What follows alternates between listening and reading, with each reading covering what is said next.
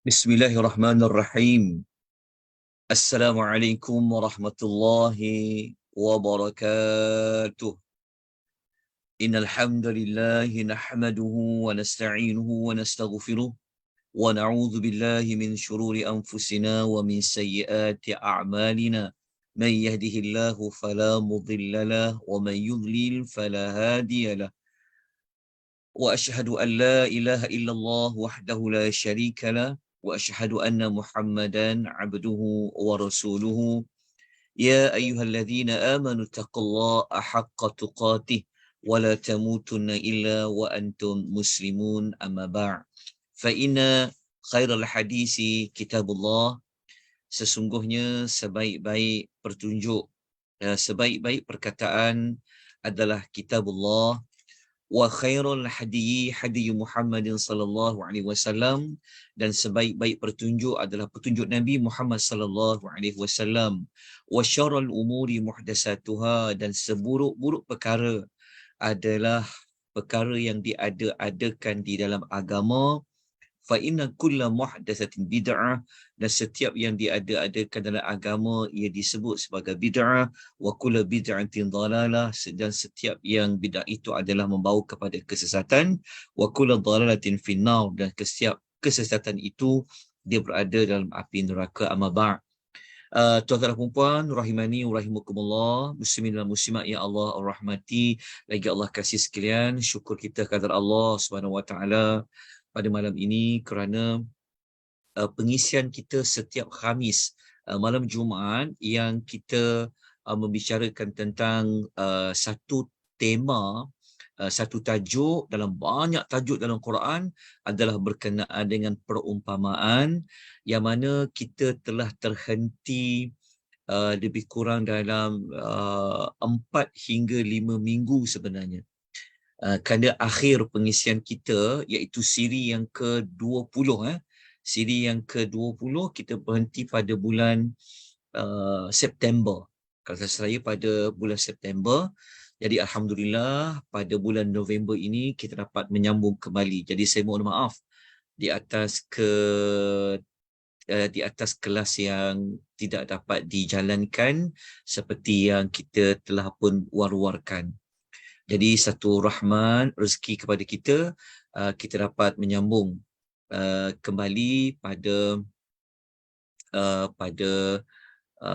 malam ni.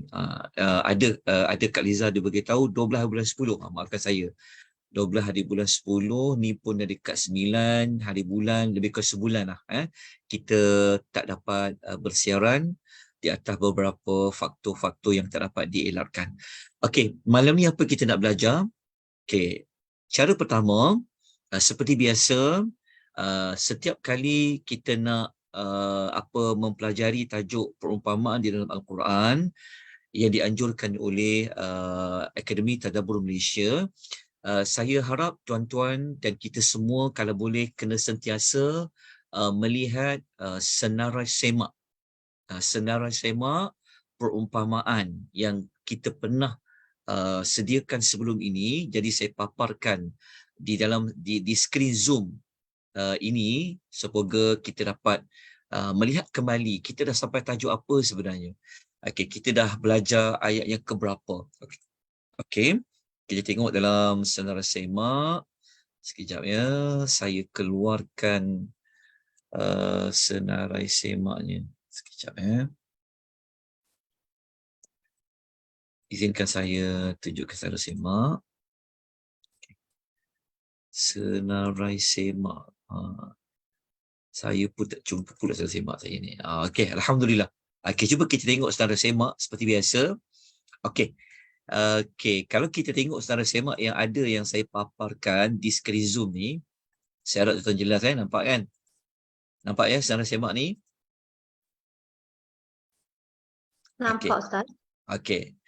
Senarai semak ni sangat diperlukan dalam setiap pengisian kita supaya dia dapat memandu kita ke mana arah kita, ya, supaya kita tidak tersesat dari jalan yang lurus. Maka kita pastikan kena ada senarai semak ni.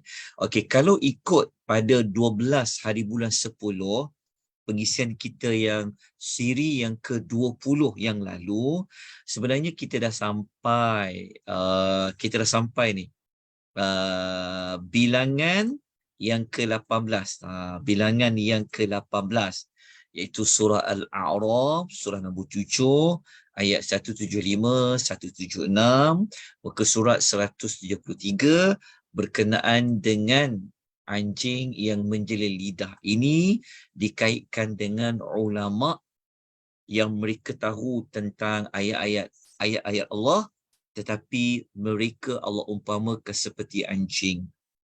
Okey, yang ini adalah siri yang ke-20 ataupun kita kata pengajian kita yang terakhir pada 12 hari bulan 10 yang lalu. Okey, kalau ikut susunan, malam ni kita nak masuk nombor 19.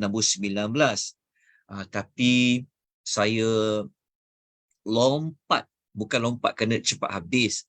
Saya nak pergi malam ni kepada bawa surah Yasin lah. Jadi saya beri kita, sebab kita dah lama dah tertinggal, jadi saya tak nak berat maklumat tu untuk dibentangkan.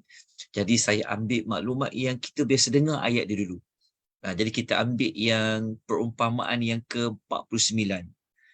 Kalau dalam nota saya kata 48 kan, kena betulkan. Dalam nota PowerPoint tu kena betulkan. Iaitu perumpamaan ke-49 malam ni. Dari sudut susunan senarai, kita akan belajar 19 perumpamaan lah kalau masuk malam ni lah. Tapi dari sudut susunan, kita yang ke-49. Dalam senarai semak ni yang ke-49, kita nak rujuk surah Yasin, surah nombor 36. 2 ayat, ayat 8 hingga ayat 9. Ayat ini kita boleh jumpa pada muka surat 440 di dalam Al-Quranul Karim. Malam Jumaat, kalau orang baca Yasin kan. Lepas tu surah Yasin ni surah yang orang selalu baca, faham. Oleh sebab itulah saya mengambil tindakan untuk menyambung kembali malam ni dengan bawa dulu perumpamaan yang ke-49. Jadi saya harap tuan-tuan dan puan dapat mengetahui dengan jelas ke manakah ataupun apakah yang kita akan bincangkan pada malam ini. Okey, sesiapa yang belum lagi dapat senarai semak perumpamaan, kalau ia berada dalam grup WhatsApp ATM, Akademi Tadabbur Malaysia, so kita dah kongsikan maklumat tu di situ.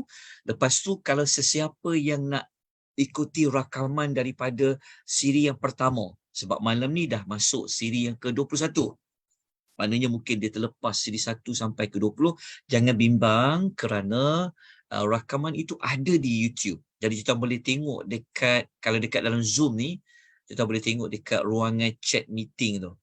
Ada diletakkan link YouTube. Okey, boleh tengok. Lepas tu ada link drive Google yang menyimpan nota-nota. Baik, tuan-tuan dan puan, rahimani wa rahimakumullah, itulah penerangan sedikit ringkasan untuk memastikan kita mengetahui perjalanan pengisian kita dalam tempoh lebih kurang tak sampai 1 jam pun malam ni, insya-Allah. Kita buat pendek saja.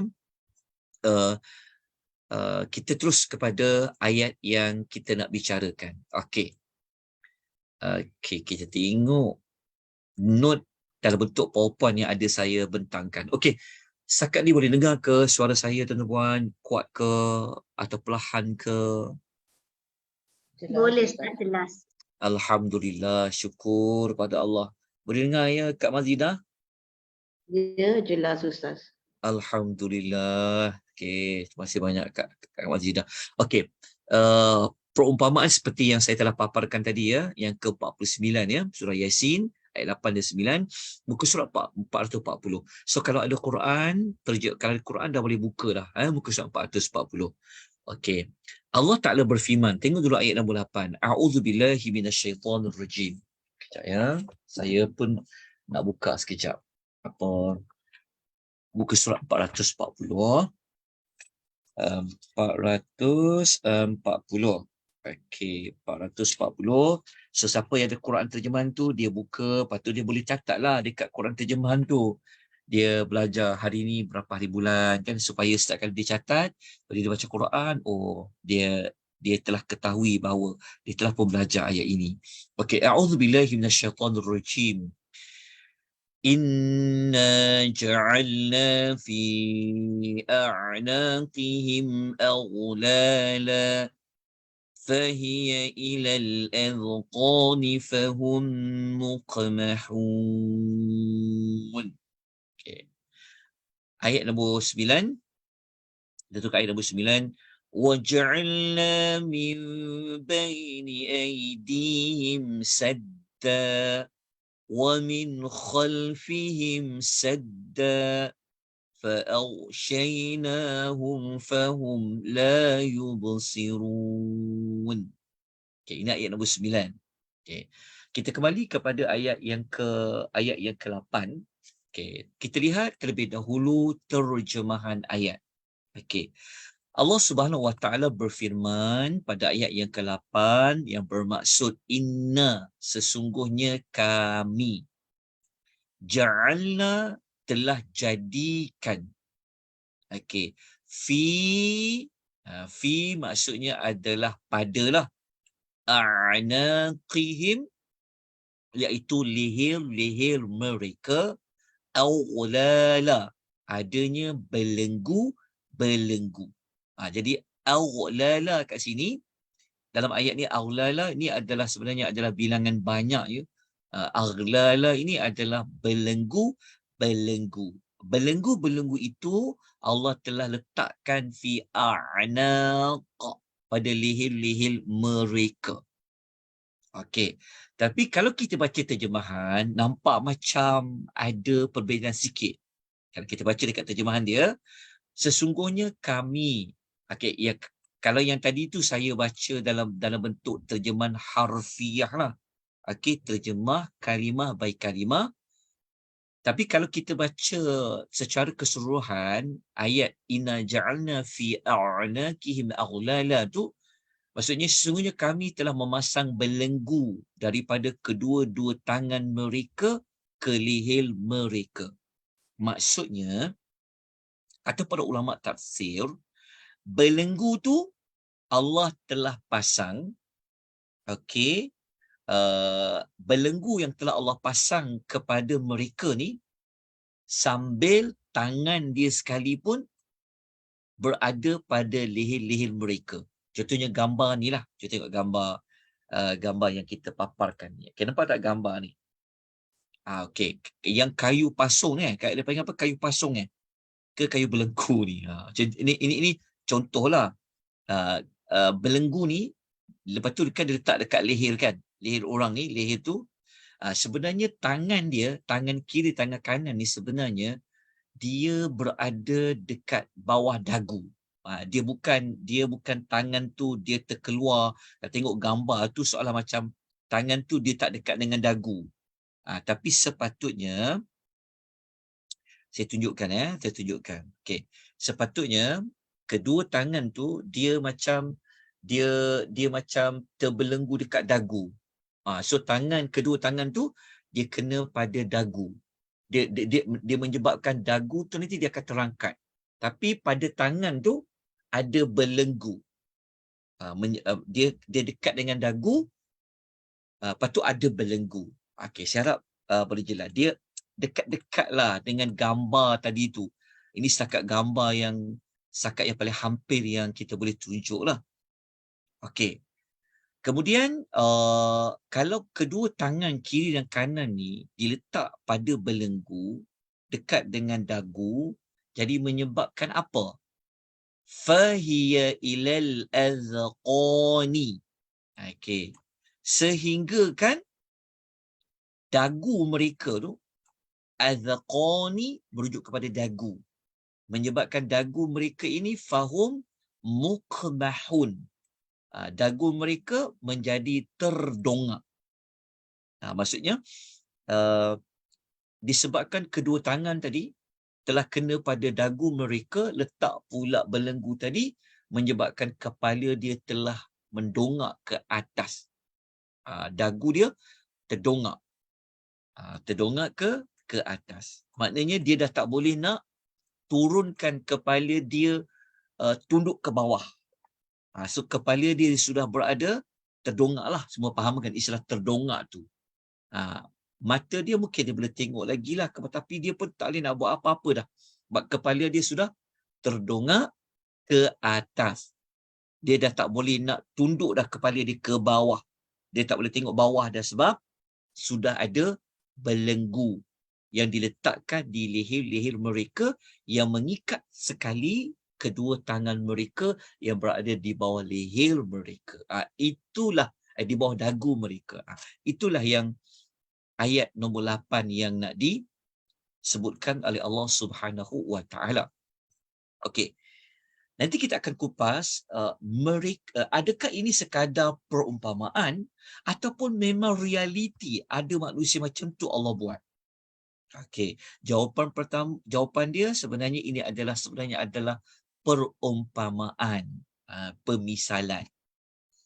Okey, pemisalan ada orang dipasangkan belenggu dengan kedua tangannya itu berada di bawah dagunya, menyebabkan kepalanya terdongak ke atas. Kepalanya tak boleh tunduk dah ke bawah. Okey, ini perumpamaan. Okey.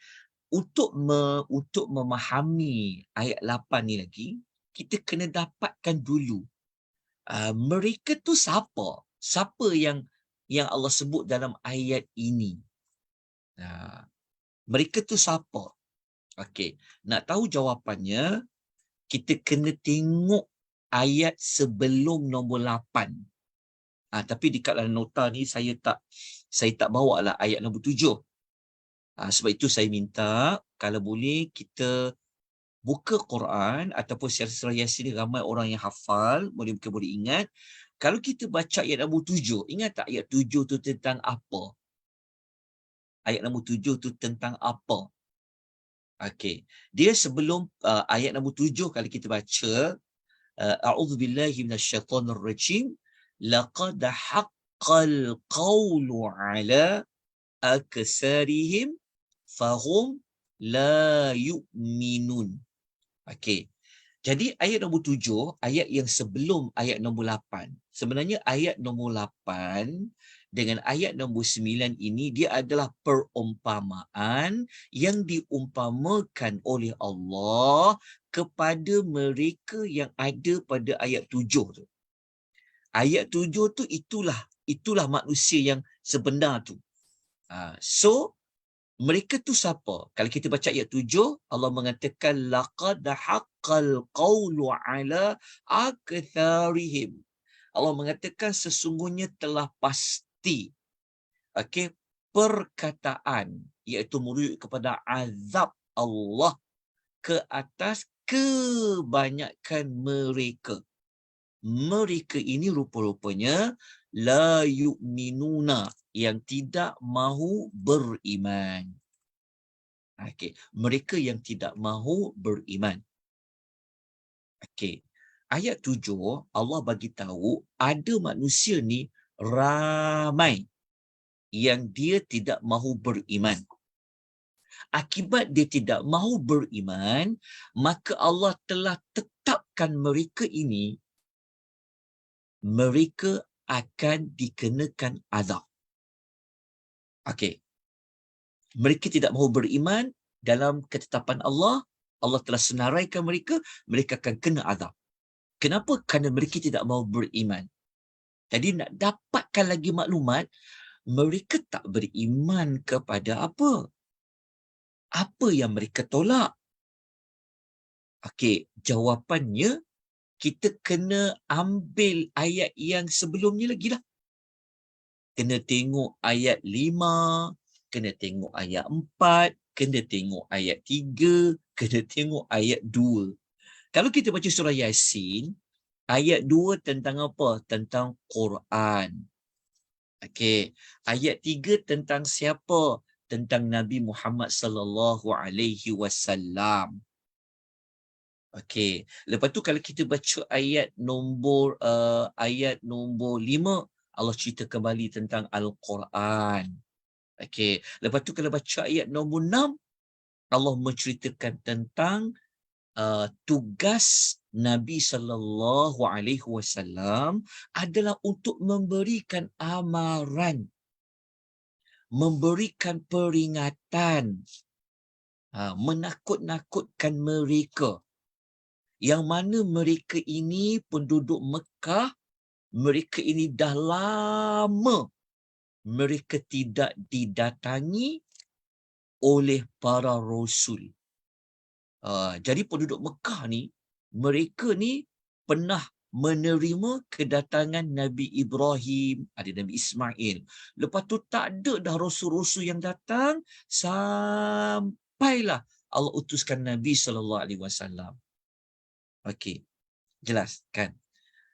Tetapi mereka apa yang mereka buat terhadap ayat Al-Quran yang Allah turunkan?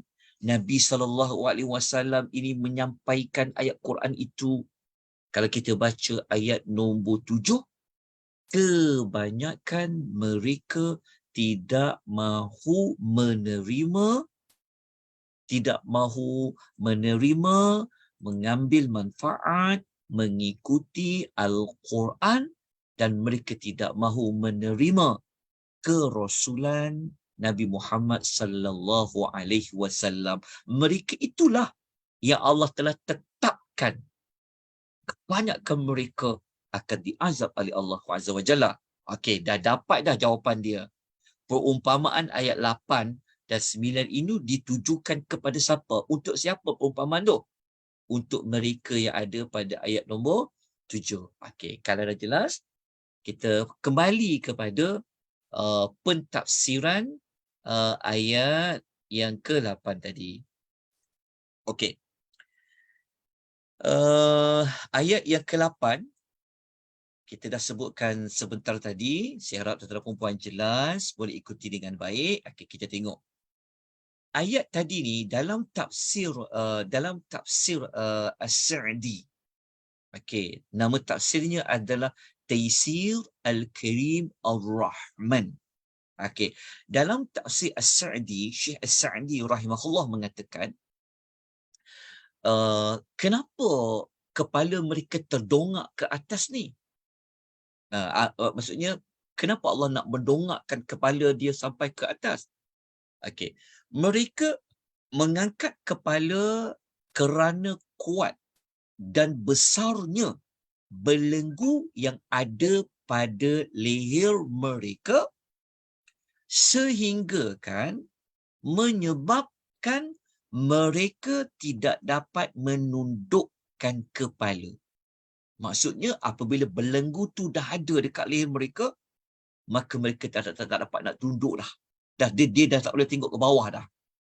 Okey, jelas tentang kenapa kepala mereka muqmahun kan. Al-adqani fahum muqmahun tadi tu. Okey, dah jelas. Okey. Isu dia begini. Kita tahu tadi, mereka tadi itu dimaksudkan adalah yang tak mau beriman.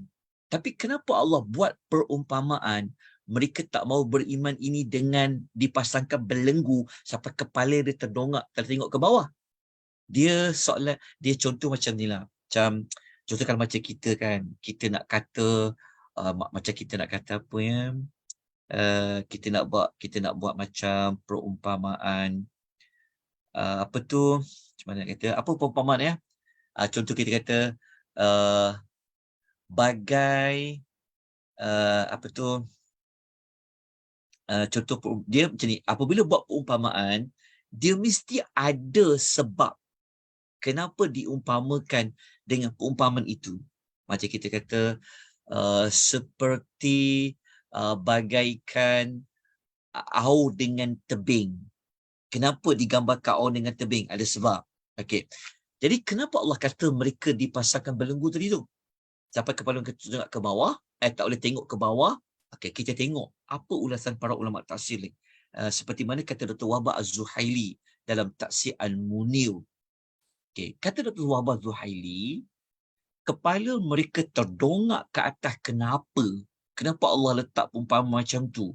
Adalah untuk menggambarkan Keadaan mereka semasa dekat dunia dulu, yang mereka ini tidak mahu sedikit pun melihat kebenaran. Okay.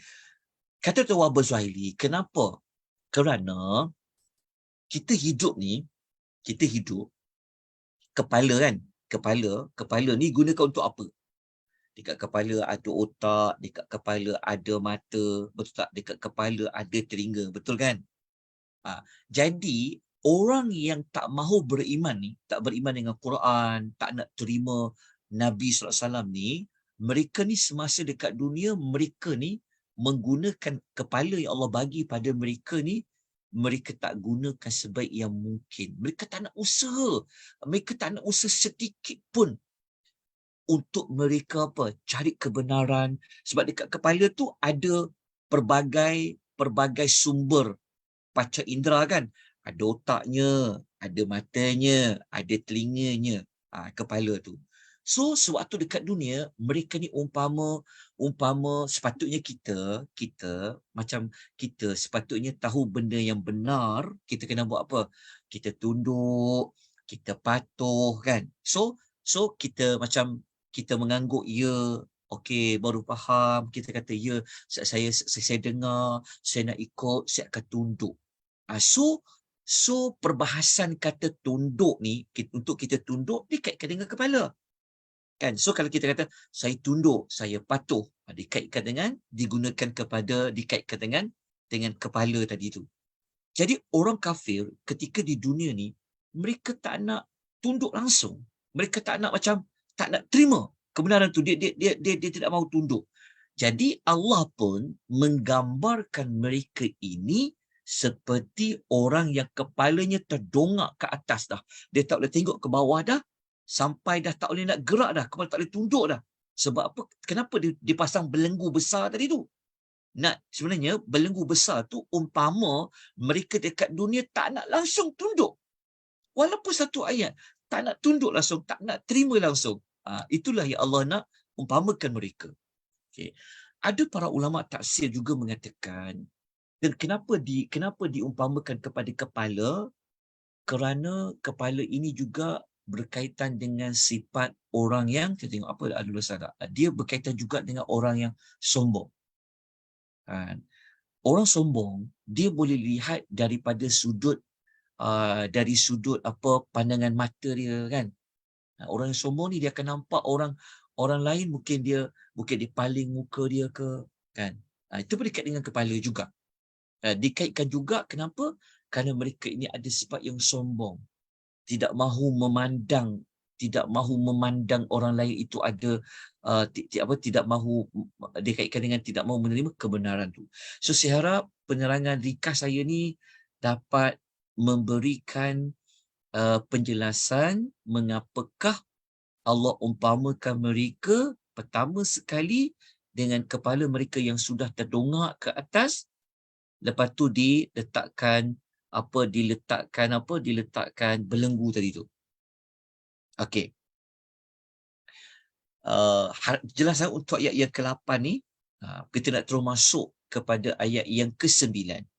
Okey, ayat nombor 9 ini adalah perumpamaan kedua, tapi dia lanjutan daripada ayat nombor 8 tadi tu, yang mana Allah mengatakan waja'alna, dan kami telah jadikan min baini aidihim, di hadapan mereka tadi tu ada sadda, ada sekatan, wa min khalfihim sadda, dan juga di belakang mereka juga ada sekatan.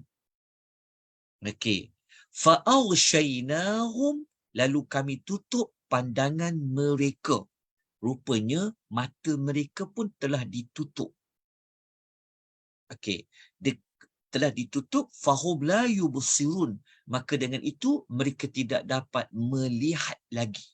Mereka jadi seperti orang yang memang tak dapat nak melihat dah. Okey.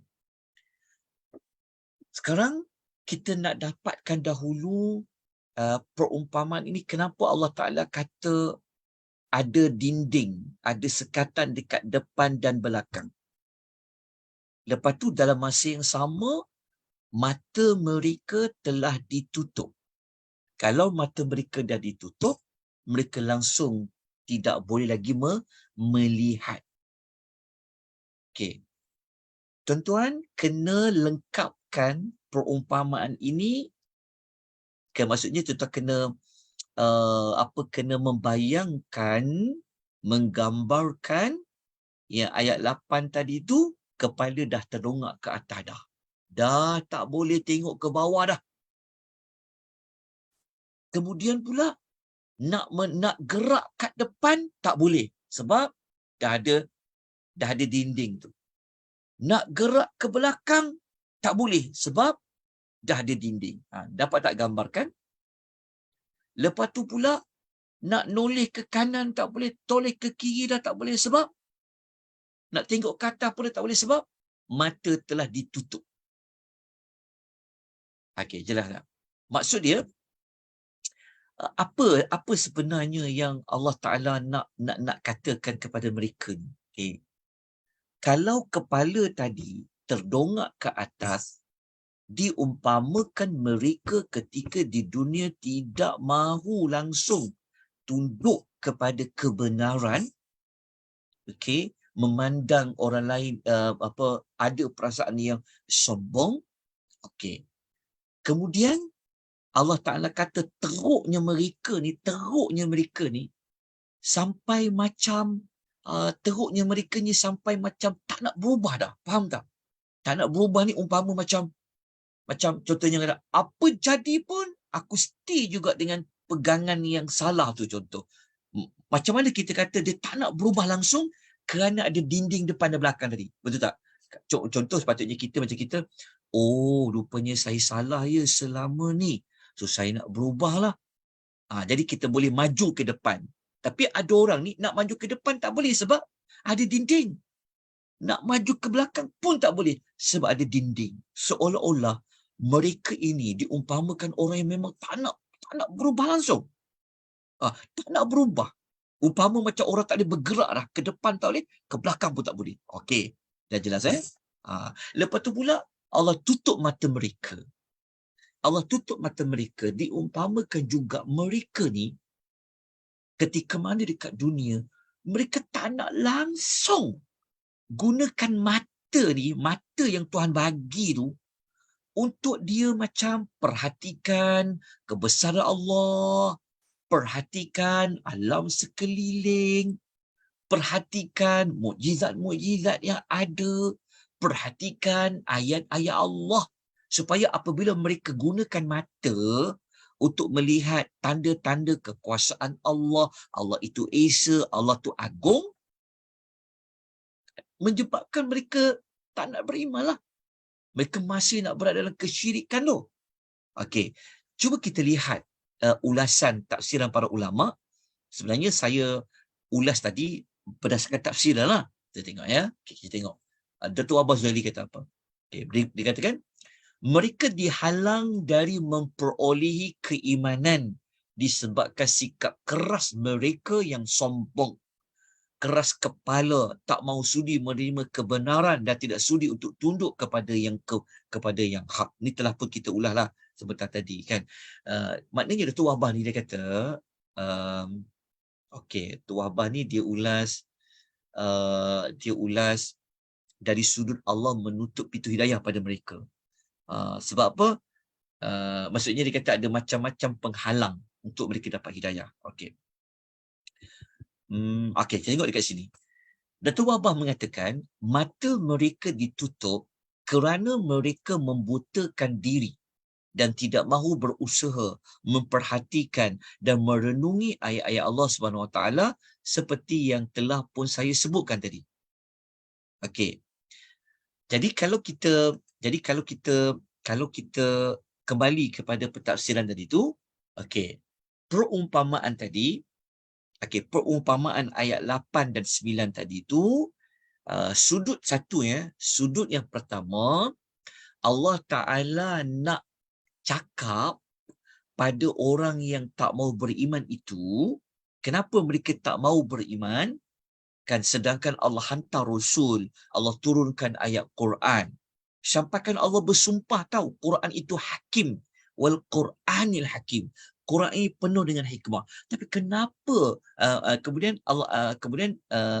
ayat yang kita belajar perumpamaan ni Allah menerangkan ciri-ciri mereka dekat dunia dulu macam mana? Kan? Apa reaksi mereka? Apa respon mereka? So bagaimana perangai mereka, tindak balas mereka tu Allah umpamakan mereka seperti ayat 8 dan ayat 9. Ini adalah sudut pandang satu. Maksudnya penjelasan yang pertama pada perumpamaan itu. Okey, boleh faham tak tuan-puan? Itu yang pertama. Maksudnya pertama tu, maksudnya Allah menceritakan perilaku mereka yang sebenar ketika mana di dunia dulu. Jadi nak ceritakan perilaku mereka itu digunakan dalam bentuk diumpamakan. Kalau macam kita kalau macam kita nak kata asyik gaduh je adik-beradik ni, kita akan kata apa? Bagai apa? Kucing dengan apa? Macam kucing dengan Anjing dan kucing. macam anjing dengan kucing. Betul lah. Okay, lagi apa lagi? Kalau kita nak kata macam kalau macam kita nak kata apa lagi ya, perumpamaan lain yang perumpamaan jahat sikit lah, macam jahat sikit kan. Macam kita kata dah bagi, ambil balik semula. Apa tu? Buruk siku. Macam buruk siku. Ataupun macam ni. Macam anjing dengan bayang-bayang tu maksud dia? Anjing dengan bayang-bayang apa maksud dia? Contohlah, contoh. Okey. Tamak. Oh, tamak Orang okay tamak selalu. Okey, macam orang tamak selalu rugi. Okey. Itu adalah sudut pertama. Sudut pengertian pertama. Okey. Sekarang saya nak bawa pula kepada penerangan sudut yang kedua. Sudut kedua ni maksudnya adalah Allah buat perumpamaan tadi tu sebenarnya adalah untuk Allah menerangkan bahawa mereka ini Allah Ta'ala telah tutup pintu hidayah taufik kepada mereka. Maksud dia macam ni. Maksudnya mereka ni Allah tak nak bagi mereka ni beriman. Tak nak bagi mereka beriman ni bukan bermaksud Allah tak bagi peluang mereka beriman. Jangan salah faham ya. Kan? Tetapi Allah tidak menjadikan mereka orang yang beriman kerana apa? Kerana sikap mereka itulah yang telah menyebabkan Allah tutup peluang untuk mereka mendapat hidayah yang berbentuk hidayah taufik tadi. Soalnya macam ni lah kan. Kita bagi nasihat. Satu kali kita bagi nasihat, dia tak nak dengar juga. Akhirnya apa? Allah matikan terus hati dia. Maksudnya, faham tak maksudnya? Maksudnya, Allah tutup peluang kepada mereka untuk jadi beriman. Sebab itu Allah turunkan Quran. Sepatutnya mereka ambil kesempatan untuk dengar ayat Quran dibacakan, lepas tu ikut ayat Quran yang disampaikan. Betul tak? Ambil peluang tu. Lepas tu Allah hantar Rasul macam tu juga. Tapi orang-orang kafir ini, yang tak beriman ini, yang kebanyakan mereka tadi tu, mereka tidak beriman ini kenapa?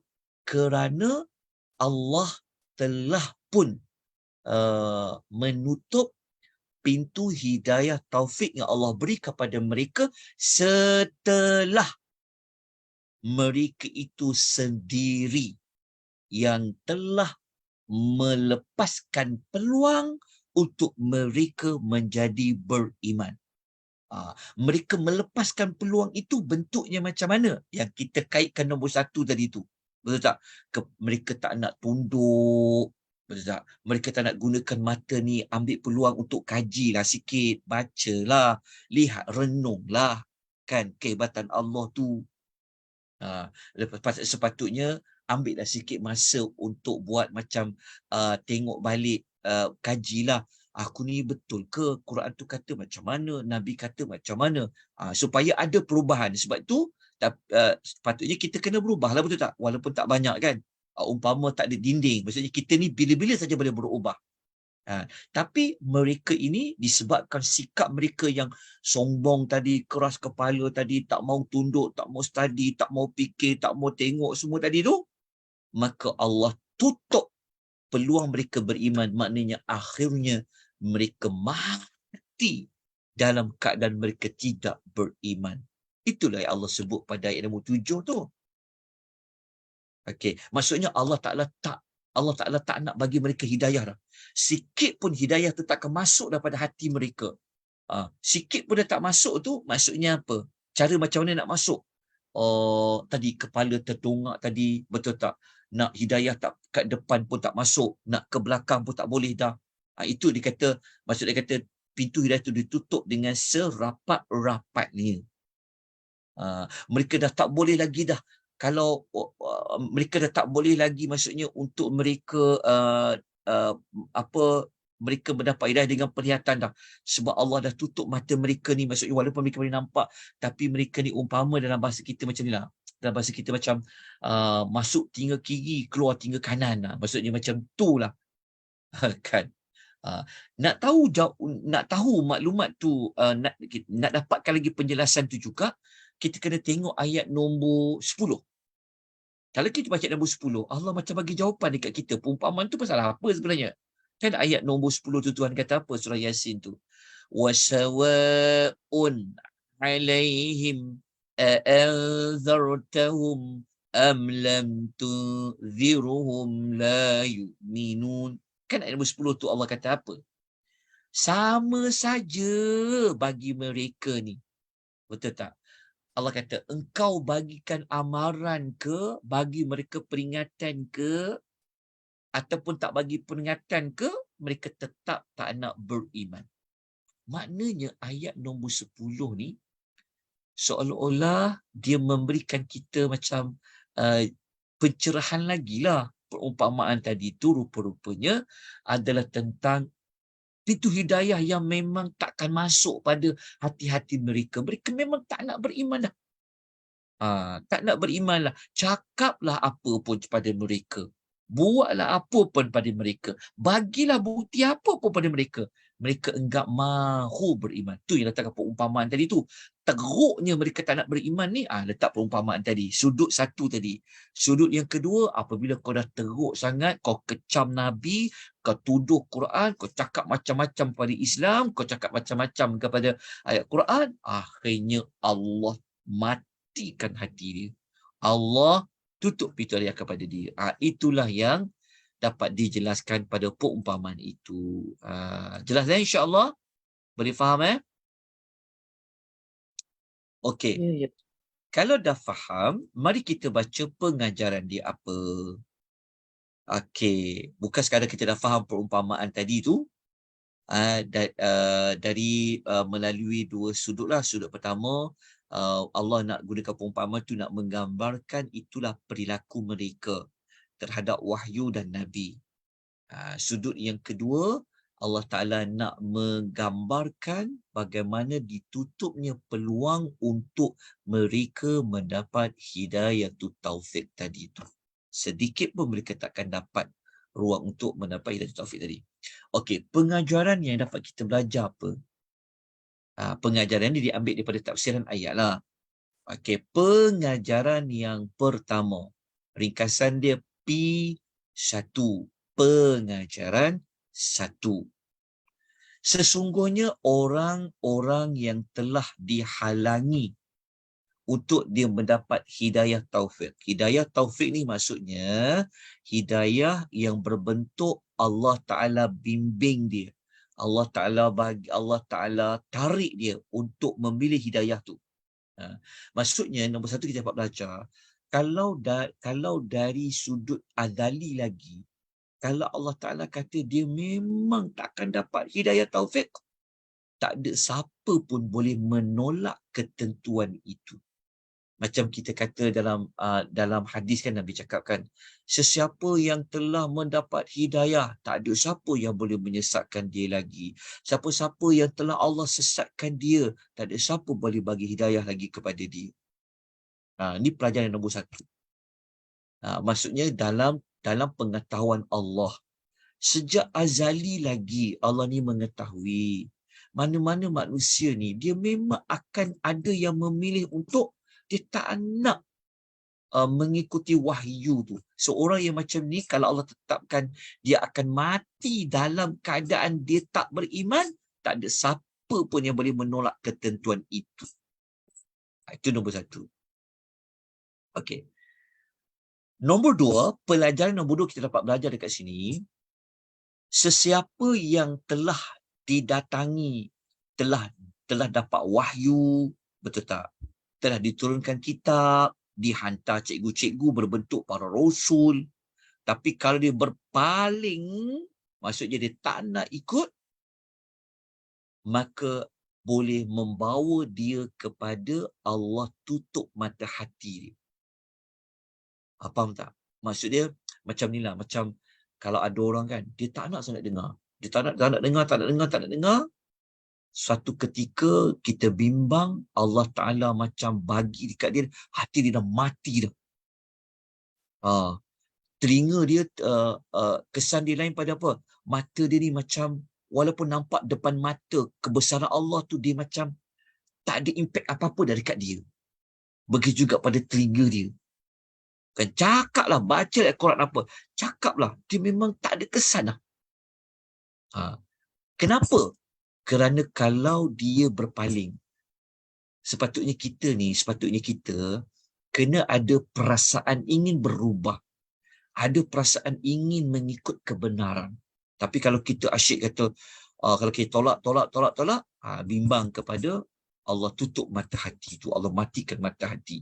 Okey, untuk pelajaran nombor 2 ni, saya akan kuatkan, sokong dengan beberapa ayat lain. Okey, tengok dalam surah Al-An'am ayat 110, muka surat 141, Allah Ta'ala kata apa? A'udzubillahi minasyaitonirrajim, wa nuqallibu af'idatahum wa absarahum kama lam yu'minu bihi awwala marratin wa nadharuhum fi tughyanihim ya'mahun. Tengok Allah kata apa? Dan kami palingkan hati dan pandangan mereka. Nampak tak? Palingkan hati itu maksudnya hati dia jadi keras dah. Lebih keras daripada batu lagi, dah mati dah hati dah. Allah palingkan hati dia. Sepatutnya kita ni kan, hati yang hidup macam dengar pasal Allah macam takutnya, betul tak? Kan? Sekurang-kurangnya kita dengar pasal neraka, takut kita, betul tak? Dengar tentang azab Allah, terkesan kita. Tapi ada orang ni, Allah dah memang palingkan hati dia dah. Termasuklah pandangan mata dia dah. Kenapa kata Allah? Sebagaimana mereka tidak mahu beriman pada permulaannya. Tengok tak? Maksud apa? Sebagaimana mereka tidak mahu beriman kepada sebab palingkan hati ni, ejaan saya pun dapat keluar beriman ni. Terpaling I dengan R ni. Okey. Dekat sini kita dapat jawapan, bukan Allah suka-suka palingkan hati, palingkan mata mereka. Bukan Allah nak matikan hati mereka, Allah nak keraskan hati mereka tu. Tapi sebenarnya apa kata Allah? Sebab mereka tidak mahu beriman pada permulaannya. Maksudnya mereka yang tolak. Akhirnya Allah kata, nak tolak kan? Allah matikan hati dia, matikan pandangan mereka. Akhirnya kata Allah, kami biarkan mereka meraba-raba dalam kesesatan yang membingungkan. Akhirnya dia hidup dalam keadaan kesesatan, dia takkan berubah dah. Kan? Dia memang takkan ke mana-mana dah. Kan? Seperti mana ini kat depan, ini kat belakang tadi kan. Akhirnya dia mati dalam keadaan kesesatan. Okey. Ayat lain, kita tengok nanti dekat lepas ni, kita akan jumpa dalam ayat lain. Okey. Pelajaran nombor 3. Pintu hidayah taufiq ditutup serapat-rapatnya. Macam kita kata perumpamaan tadi kan. Akibat mereka menolak dengan sekeras-kerasnya peringatan yang telah disampaikan. Dia ada kaitan juga dengan pelajaran nombor 2 tadi. Kenapa sampai Allah Ta'ala tak nak bagi peluang mereka hidayah taufik ni? Macam apa? Sampai mata pun ditutup, nak dapat hidayah dari depan pun tak boleh sebab ada dinding, nak ke belakang pun tak boleh, nak dongak ke bawah dah tak boleh dah. Nak macam soalan macam okey saya macam dia nak tunduk kepala sampai dah tak boleh dah. Sebab apa? Allah tutup serapat-rapatnya. Sebab apa? Hasil tindakan mereka sendiri. Okey, jadi pelajaran nombor 3 ni saya nak kuatkan dengan ayat yang biasa kita baca dalam surah Al-Baqarah ayat nombor 7 muka surat nombor 3. Tengok Allah Taala kata, khatamallahu ala qulubihim wa ala sam'ihim. Allah kata disebabkan mereka ingkar tu Allah mematerikan hati mereka. Nampak tak? Seperti kita sebut tadi itulah. Kan? Lepas tu bukan sekadar hati, wa ala sam'ihim, pendengaran mereka. Maksudnya telinga dia ni bacalah ayat apa, cakaplah apa pun, bagilah siapa-siapa, dia tak ada faedah telinga dia tu. Macam dia Allah telah letak macam ada sumbat, bukan sumbat je, Allah patri. Nampak tak patri tu? Nampak tak patri? Okey, lepas tu Allah kata apa? Wa ala absarihim ghishawah, dan pada penglihatan mereka ada penutup. Mata pun dah macam dia kalau tengok apa-apa macam dah tak terkesan dah. Sebab Allah telah letak macam ada penutup pada mata dia. Bukan dia buta, tapi mata dia macam dah tak, mata dia tak boleh beri kesan kepada pintu hati dia dah. Lepas tu Allah kata apa? Akhirnya walahum azabun azim. Kami sediakan bagi azab yang besar kepada mereka. Okey. Moga-moga ayat-ayat ini, pengajaran-pengajaran ini memantapkan lagi pemahaman tentang perumpamaan ayat 7, ayat 8 dan 9 tadi. Ambil satu lagi surah Shaf, ayat nombor 5. Ayat ni membuktikan bahawasanya apa yang Allah buat tu bukan Allah buat Allah tak bagi langsung pintu hidayah pada mereka, tapi tindakan mereka itu menyebabkan mereka dapat balasan yang sama. Okay, Allah kata apa? Falamma zaghu azaghallahu qulubahum. Allah kata, maka ketika mereka berpaling, Allah pun palingkan hati mereka. Nampak tak? Maksudnya, Allah palingkan hati mereka sebab mereka yang berpaling. Kalau Allah Ta'ala ni zalim, tentu Allah Ta'ala tak hantar Rasul ke apa? Tak. Allah tidak pernah mengazab siapa-siapa, melainkan Allah akan hantar dulu Rasul. Jadi itu yang diturunkan Quran 13 tahun Nabi SAW duduk dekat Mekah 13 tahun. Tapi adakah mereka ambil kesempatan tu untuk mereka berubah? Adakah mereka ambil kesempatan tu untuk mereka untuk mereka bertaubat dan sebagainya? Apabila mereka berpaling, Allah mempalingkan hati mereka. Okey. Kemudian kita pergi kepada tindakan selepas tadabbur. Maksudnya dah tahu pengajaran ayat, so kita kena buat apa dengan ayat 8 dan 9 tadi.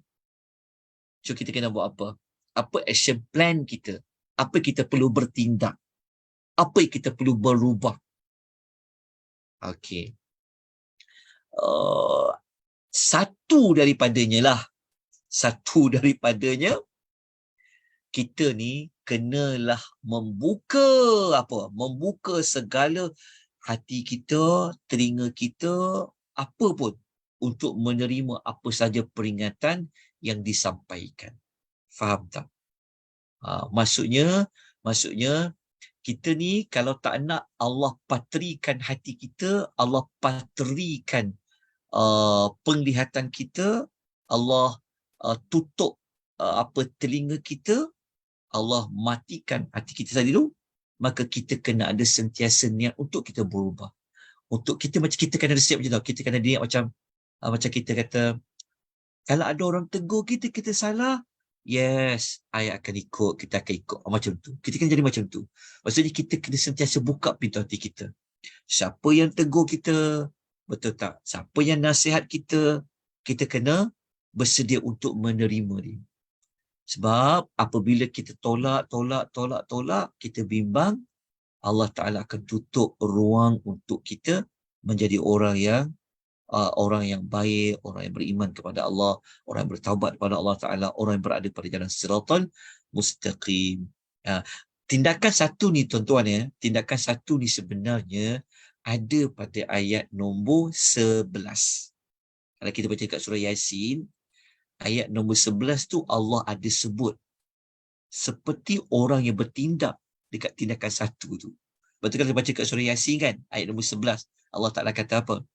Allah Ta'ala berfirman, innama tunziru manittaba'a dzikra wa khasyar rahmana bil ghaib.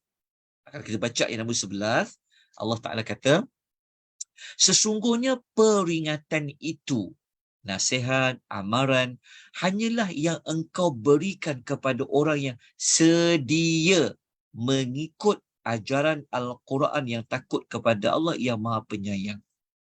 Itu yang kita nak sebut tadi tu. Jelas tuan-puan? Jadi, maksudnya kita ni kena jadi manusia. Okey, tindakan kita lepas ni adalah apa? Tak kisahlah.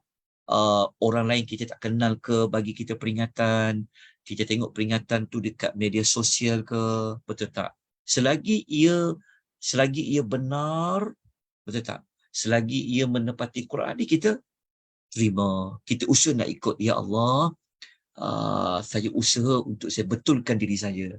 Saya usaha, ya Allah, untuk saya tambah baik diri saya. Kita kena ada niat yang seperti itu. Apabila kita niat seperti itu, tuan-puan, percayalah. Ya. Apabila kita sentiasa buka pintu hati kita untuk berubah, ya. Kita buka hati kita untuk kita menerima teguran, nasihat, tetap percayalah. Allah akan buka ruang untuk jadi baik. Bertambah baik, bertambah baik, bertambah baik. Allah akan bimbing. Itu dipanggil, lepas dapat hidayah, Allah bagi lagi hidayah. Allah bagi hidayah. Allah bagi lagi hidayah. Sampai satu ketika, biar hati kita ini hidup je, mekar di hati tu. Berbeza dengan tadi tu. Kan? Kita tak nak jadi hati yang semakin keras seperti batu, tapi nak menjadi hati yang lembut kita.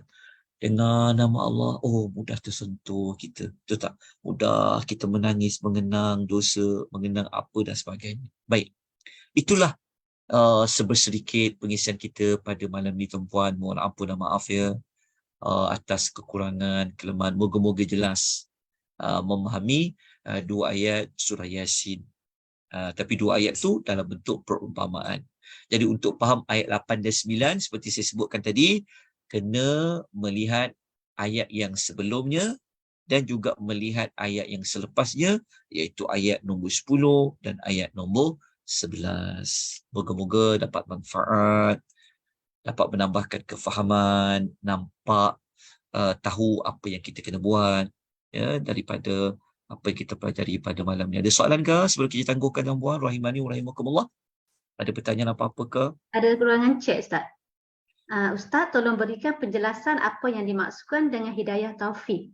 Okey, hidayah taufik dekat sini, dia okey, hidayah. Okey, sebelum kita ambil perkataan taufik, kita dapatkan dulu apa maksud hidayah. Hidayah adalah petunjuk. Petunjuk adalah hidayah.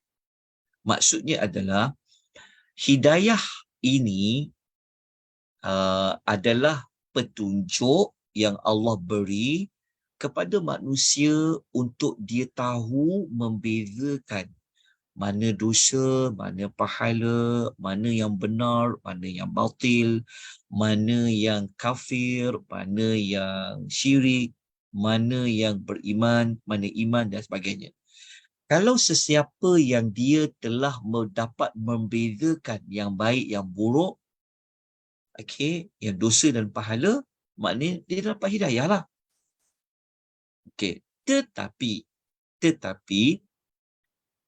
belum tentu seseorang itu, walaupun dia tahu contoh dia tahu itu halal, itu haram, belum tentu jiwa dia, perasaan dia, kekuatan diri dia untuk dia memilih yang halal. Betul tak?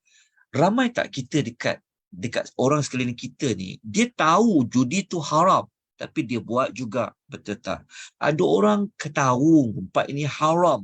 Dia tahu ngumpat tu haram. Kelas tadabbur dah, belajar dah. Tapi kenapa dia masih ngumpat lagi? Dia tahu dia tahu apa menuntut ilmu, kenal Allah ni, belajar ni adalah wajib, dia tahu. Tapi kenapa dia tak nak belajar juga? Kerana apa? Kerana Allah tak bagi kepada dia taufik. Ataupun dipanggil Allah tak bagi kepada dia al-irsyad kepada dia. Maksudnya hidayah taufik, maksudnya hidayah bukan sekadar tahu membezakan, tahu yang mana baik yang mana buruk, tetapi Allah mengurniakan kepada orang itu kekuatan. Allah bimbing dia, Allah kuatkan semangat dia untuk dia memilih hidayah yang dia dapat tadi. Itu maksud hidayah tu taufik. Ataupun kita kata hidayah tu taufik ni hidayah yang lebih khusus daripada hidayah sekadar dapat tahu. Itulah maksudnya hidayah taufik. Moga-moga jelas. Macam orang kafir musyrikin Mekah, dia dapat hidayah tak? Allah bagi tak? Allah tunjukkan tak dekat mereka yang mereka sembah patung tu tak boleh? Mereka tahu. Sebab apa mereka tahu? Sebab Allah dah hantar Rasul. Allah dah turunkan Al-Quran. Betul tak? Cuma adakah mereka nak terima teguran Allah tu? Adakah mereka nak berubah daripada apa yang Nabi berikan amalan kepada mereka? Adakah mereka nak ikut? Nak ikut, nak berubah, dia memerlukan kepada taufik daripada Allah. Tapi nak dapat taufik pada Allah, permulaan dia mesti orang itu dia sudah ada keinginan. Dia panggil inabah. Inabah. Dia ada keinginan untuk dia berubah. Tapi kalau dia tak nak berubah, habislah. Taufik tu susah nak dapat. Okey, jelas ya? Itu bezanya antara hidayah yang biasa dengan hidayah taufik ataupun hidayah al-irsyad. Wallahu ta'ala. Okey, ada soalan dekat FB ke? Ada soalan dekat FB page Malaysian Tadabbur Academy? Tak ada ya? Tak ada. Okey. Kalau tiada, saya harap tuan-tuan jelas. Okey. Jika tiada apa-apa, insya-Allah minggu depan kita akan sambung untuk siri yang ke-20 siri yang ke-22. Nanti kita akan belajar lagi perumpamaan minggu depan ya. Setiap Khamis pada Jumaat, insya-Allah sama-sama kita doa moga Allah lapangkan kita untuk kita mengikuti pengajian perumpamaan dalam Quran. Dan hari esok kalau tuan-tuan dan puan ada kelapangan, saya jemput esok malam ya, mengikuti episod yang kedua, kisah Nabi Allah Sulaiman alaihi salatu wassalam. Jumaat malam Sabtu kita ada pengajian khusus berkenaan dengan menjejaki 25 Rasul. Ni bukan anjuran TV3 ya. Jejak 25 Rasul tu. Ini pengajian kita nak menjejaki kisah 25 Rasul yang kita akan beri tumpuan kepada menjejaki kisah Nabi Allah Sulaiman alaihi salatu wassalam. InsyaAllah kita jumpa esok malam lepas Isyak 9 suku menggunakan platform Zoom Akademi Tadabbur Malaysia, dan kita akan buat juga terus di FB page Malaysian Tadabbur Academy, dan kita juga akan buat live di TikTok insya-Allah besok malam insya-Allah. Aku qouli hadza wa astaghfirullahal azim wa billahi taufiq hidayah. Wassalamualaikum warahmatullahi wabarakatuh. Subhanakallahumma wa bihamdika asyhadu an la ilaha illa anta astaghfiruka wa